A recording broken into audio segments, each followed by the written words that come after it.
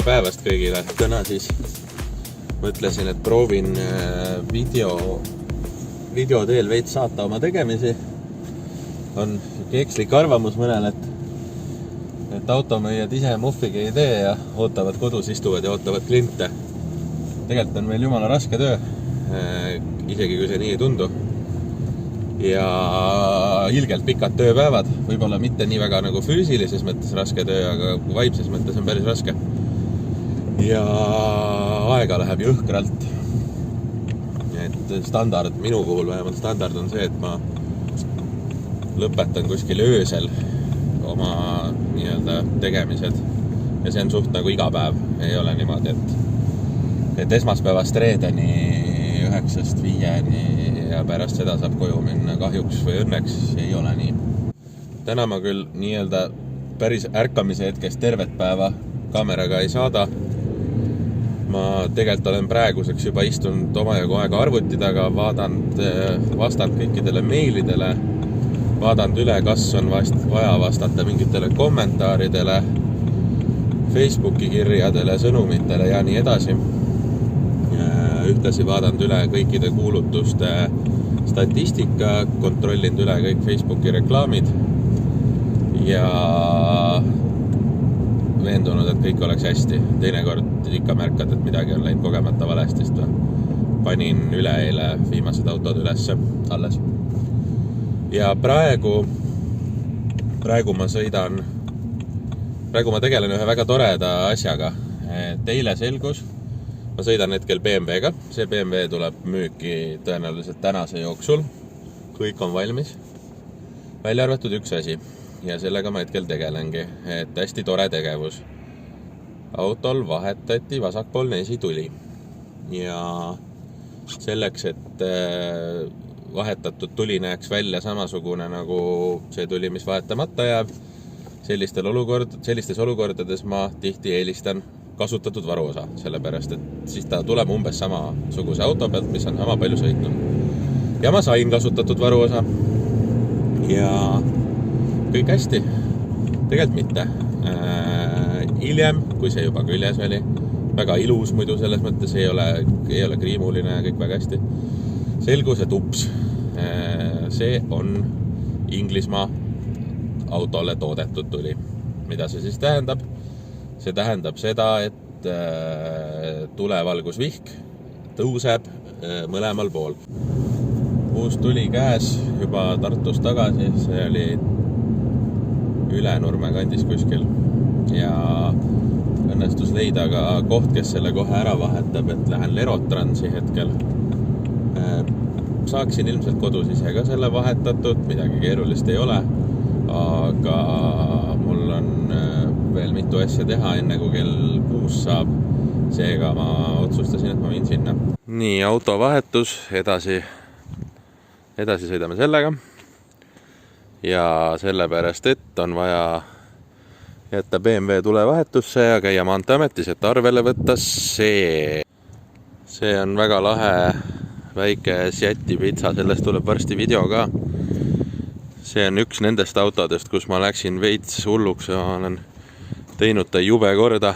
Tegelikult on 2006 aasta auto. Ja praegu on viimane lihv, et täna saab arvele ja tehakse Sillare kull.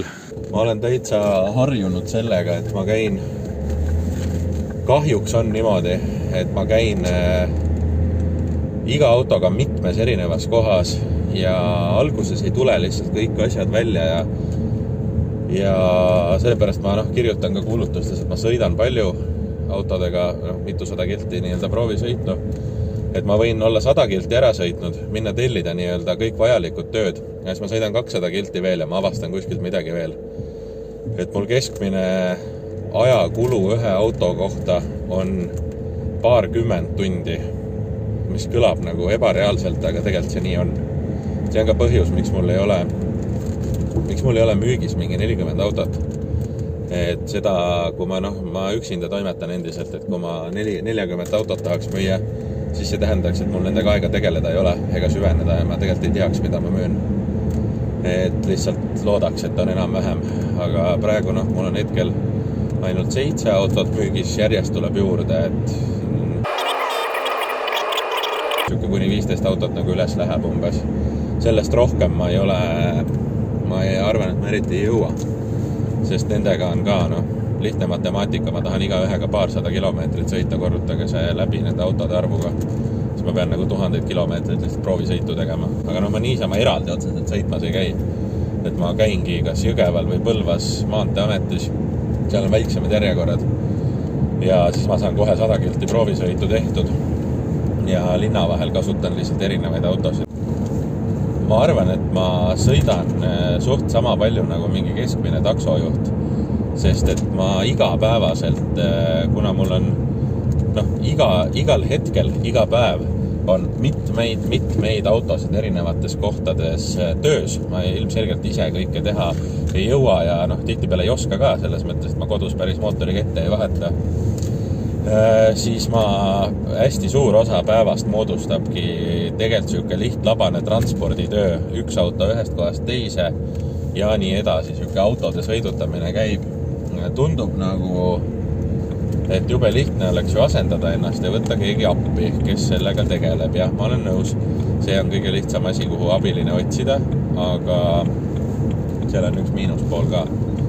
Ma tahan, et see abiline saab sama hästi autodest aru nagu mina ja suudab teha testi ja proovisõite nagu samal tasemel. Ja vastasel juhul ma pean ikkagi kogu ta töö üle tegema, sest et kui ta toob ühest remonditöökojast auto ja viib teise, viib autoremondist viibki näiteks pesulasse, mingisse salongi keemilisse puhastusse ja ütleb, et kõik oli korras ja mina hakkan seda autot müüma, hiljem selgub, et äkki ikkagi ei olnud kõik korras. Ma kuulen mingeid hääli, mida tema ei kuulnud näiteks. Mis tähendab seda, et selle auto peab otsast peale uuesti panema aja või viima kuhugi ootetööna. Topelttöö nii-öelda, et ma pigem teen seda praegu ise ja ma olen 100% kindel. Kui ma lähen võtan mingi auto kuskilt, siis ma tean, kas ta on valmis, kas ma võin hakata teda müüma või on mingeid kahtlaseid küsimärke veel ja kui need on, siis peab sellega tegelema. Lihtsalt need ei tohi liiga hilja selguda, kui need selguvad siis, kui ostja kohal on, siis on nagu väga halb. See on nagu mainele ja siis jäävad tehingud ära. Inimesed ei osta ja mis on arusaadav, ma ise ka ei ostaks, kui asi ei vasta eeldustele. Et nii lihtne see ongi. Sellepärast ma praegu pigem pingutan ja teen siukseid asju ise.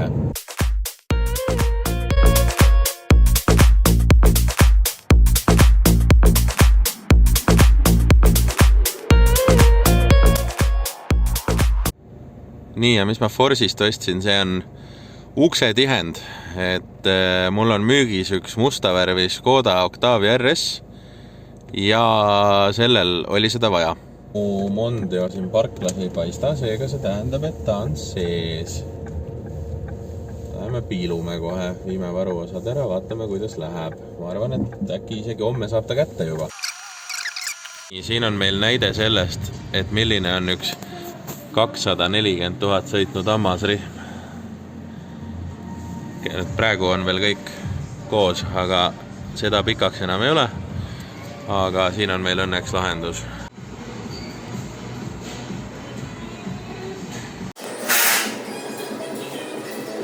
Nii, siin on timmis. Sellega korras vahetatakse ära. Tagasi Lerotransi hoovi peal ja BMW käes. Tuli vahetatud ja ruttu ülevaatusele aega on mingi pool tundi umbes. Ülikõva. Järgmine Briti tuli.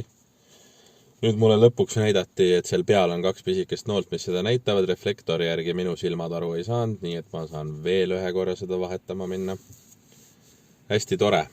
Nagu autolammutused võiks, kes iga päev neid müüvad, võiks veenduda, et mis asi see on. Ma saan aru, et kõikide juppide diagnostikat ei jõua teha, aga Briti tuli on prügi tegelikult Eestis. Seda on illegaalne kasutada ja seda ei tohiks müüa, see peaks prügikasti minema või ma ei tea, Inglismaale tagasi. Hästi vahva, niimoodi läheb jälle mingi paar tundi aega lihtsalt maha.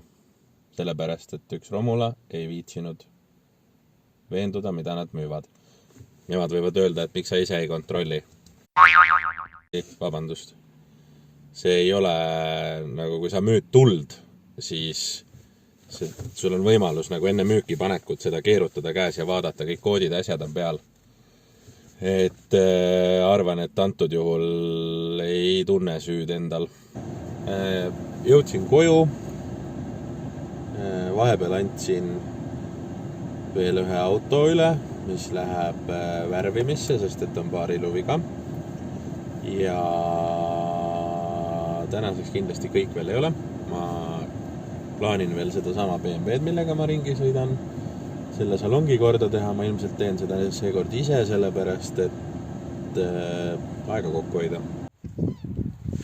Lund hakkas ka sadama vahepeal.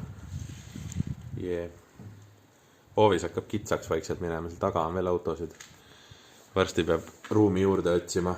Teeme salongi ka veits viisakamaks, näitan algseisu. Video pealt võib-olla isegi väga ei saa aru, aga no puhasta ei ole, tolmune on ja teen väikse ringi peale.